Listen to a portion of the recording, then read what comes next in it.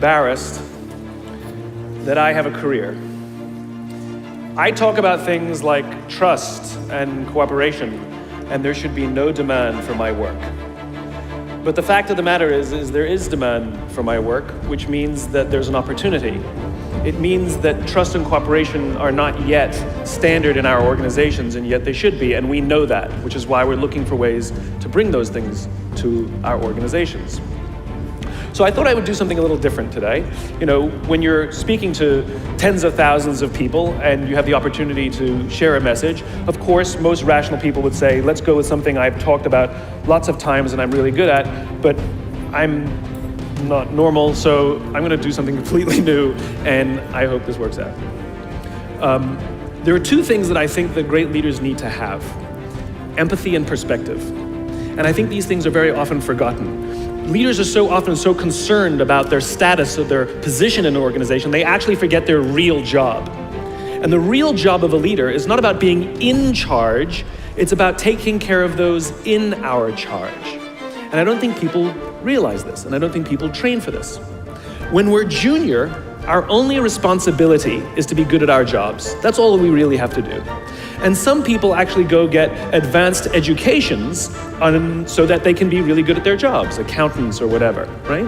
And you show up and you work hard, and the company will give us tons and tons of training how to do our jobs. They'll show us how to use the software, they'll send us away for a few days to get trained in whatever it is that we're doing for the company.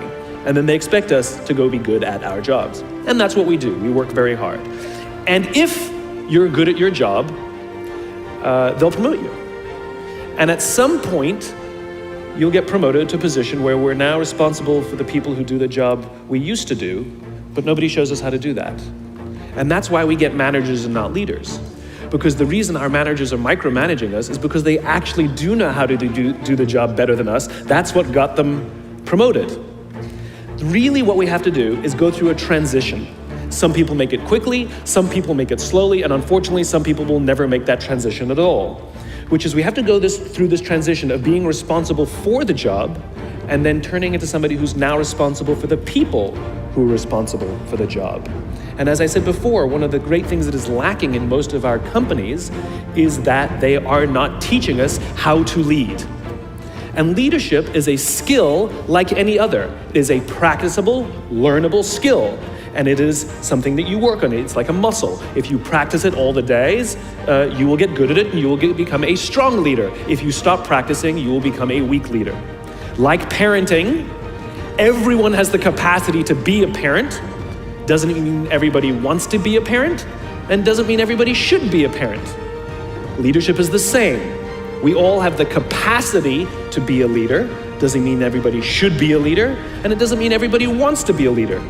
And the reason is because it comes at great personal sacrifice. Remember, you're not in charge, you're responsible for those in your charge. That means things like when everything goes right, you have to give away all the credit. And when everything goes wrong, you have to take all the responsibility. That sucks, right? It's things like staying late to show somebody what to do. It's things like when something does actually break, when something goes wrong, instead of yelling and screaming and taking over, you say, try again. When the overwhelming pressures are not on them, the overwhelming pressures are on us. At the end of the day, great leaders are not responsible for the job. They're responsible for the people who are responsible for the job. They're not even responsible for the results. I love talking to CEOs and say, what's your priority? And they put their hands on their hips all proudly and say, my priority is my customer. I'm like, really? You haven't talked to a customer in 15 years. There's no CEO on the planet responsible for the customer. They're just not. They're responsible for the people who are responsible for the people who are responsible for the customer. I'll tell you a true story. A few months ago, I stayed at the Four Seasons in Las Vegas. It is a wonderful hotel. And the reason it's a wonderful hotel is not because of the fancy beds. Any hotel can go and buy a fancy bed. The reason it's a wonderful hotel is because of the people who work there. If you walk past somebody at the Four Seasons and they say hello to you, you get the feeling that they actually wanted to say hello to you. It's not that somebody told them that you have to say hello to all the customers, say hello to all the guests, right? You actually feel that they care. Now, in their lobby, they have a coffee stand. And one afternoon, I went to buy a cup of coffee, and there was a barista by the name of Noah who was serving me. Noah was fantastic. He was friendly and fun, and he was engaging with me, and I had so much fun buying a cup of coffee, I actually think I gave 100% tip, right? He was wonderful. So as is my nature, I asked Noah, do you like your job? And without skipping a beat, Noah says, I love my job. And so I followed up. I said, what is it that the Four Seasons is doing that would make you say to me, I love my job? And without skipping a beat, Noah said, throughout the day, managers will walk past me and ask me how I'm doing, if there's anything that I need to do my job better. He said, not just my manager, any manager. And then he said something magical.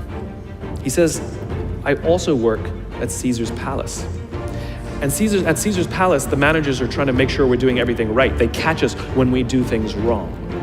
He says, when I go to work there, I like to keep my head under the radar and just get through the day so I can get my paycheck. He says, here at the Four Seasons, I feel I can be myself. Same person, entirely different experience from the customer who will engage with Noah. So we in leadership are always criticizing the people. We're always saying, we gotta get the right people on the bus. I've gotta fill my team, I gotta get the right people. But the reality is, it's not the people, it's the leadership. If we create the right environment, we will get people like Noah at the Four Seasons. If we create the wrong environment, we will get people like Noah at Caesar's Palace. It's not the people. And yet we're so quick to hire and fire. You can't hire and fire your children. If your kids are struggling, we don't say, you gotta see at school, you're up for adoption. So why is it that when somebody has performance problems at work, why is it that our instinct is to say, you're out? We do not practice empathy. What does empathy look like? Here's the lack of empathy. This is normal in our business world. You walk into someone's office, someone walks into our office and says, your numbers have been down for the third quarter in a row. You have to pick up your numbers, otherwise I can't guarantee what the future will look like. How inspired do you think that person is to come to work the next day? Here's what empathy looks like. You walk into someone's office, someone walks into your office and says, your numbers are down for the third quarter in a row. Are you okay? I'm worried about you. What's going on? We all have performance issues. Maybe someone's kid is sick. Maybe they're having problems in their marriage. Maybe one of their parents is dying. We don't know what's going on in their lives. And of course it will affect performance at work. Empathy is being concerned about the human being, not just their output. We have, for some reason, our work world has changed over the past 20 and 30 years. We are suffering the side effects of business theories left over from the 80s and 90s. And they are bad for people, and they are bad for business. Let me give you an example. The concept of shareholder supremacy was a theory proposed in the late 1970s. It was popularized in the 80s and 90s. It is now standard form today. You talk to any public company and you ask them their priority and they say maximize shareholder value. Really? That's like a coach prioritizing the needs of the fans over the needs of the players. How are you going to build a winning team with that model? But that's normal today. We don't even perceive it as broken or damaged or wrong or outdated. Remember, the 80s and 90s were boom years with relative peace and a kinder, gentler Cold War. Nobody was practicing hiding under their desks in school anymore. We are no longer in those times. These are no longer boom years. These are no longer peaceful times, and those models cannot work today. Here's another one. Mass layoffs. Using someone's livelihood to balance the books, right?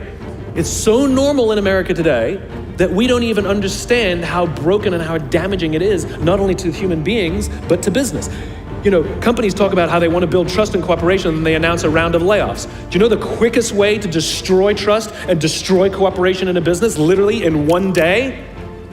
Lay people off, and everyone gets scared, right? Can you imagine sending someone home to say, honey, I can no longer provide for our family because the company missed its arbitrary projections this year? And forget about the people who lost their job. Think about the people who kept their jobs. Because every single decision a company makes is a piece of communication. And the company has just communicated to everybody else, this is not a meritocracy. We don't care how hard you work or how long you've worked here. If we miss our numbers and you happen to fall on the wrong side of the spreadsheet, I'm sorry, we cannot guarantee employment. In other words, we come to work every day afraid. And we're asking our youngest generation to work in environments where how would any of us ever stand up and admit, I made a mistake?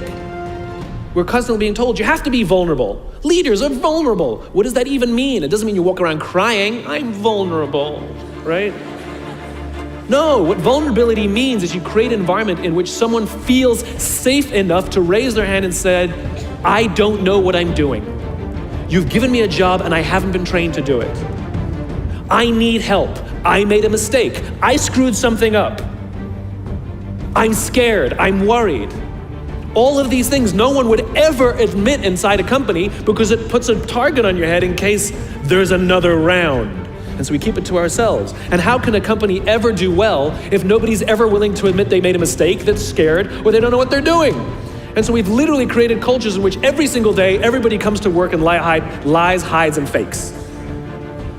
And we're asking our youngest generation to work and succeed and find themselves and build their confidence and overcome their addiction to technology and build strong relationships at work. We're asking them to do this, and these are the environments we've created. We keep saying to them, you're the future leaders. We're the leaders now.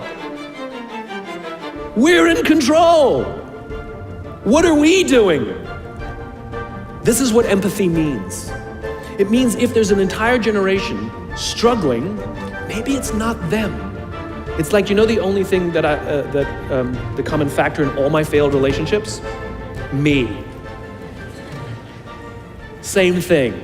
Well, we just can't get the right performance out of our people. Maybe it's you. Right? It's not a generation. It's not them. They're not difficult or hard to understand. They're human beings like the rest of us, trying to find their way, trying to work in a place where they feel that someone cares about them as a human being. By the way, that's what we all want. In other words, it's not even generational. It's all of us. This is the practice of empathy, that if we're struggling to communicate to someone, if we're struggling to help someone be at their natural best, I'm tired of people saying to me, how do I get the best out of my people? Really, that's what you want? They're like a towel, you just wring them. How can I get the most out of them? No, how do I help my people be at their natural best? Right? We're not asking these questions. We are not practicing empathy. We have to start by practicing empathy and relate to what they may be going through. And it will profoundly change the decisions we make. It will profoundly change the way we see the world. Someone's driving to work, you're driving to work, and someone wants to cut into your lane. What do? Do you pull your car up or do you let them in? Most of us pull our cars up and go like this. You wait your turn.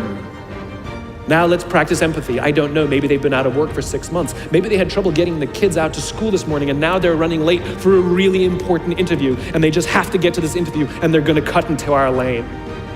Or maybe they're just a bastard, I don't know. But that's the point. We don't know.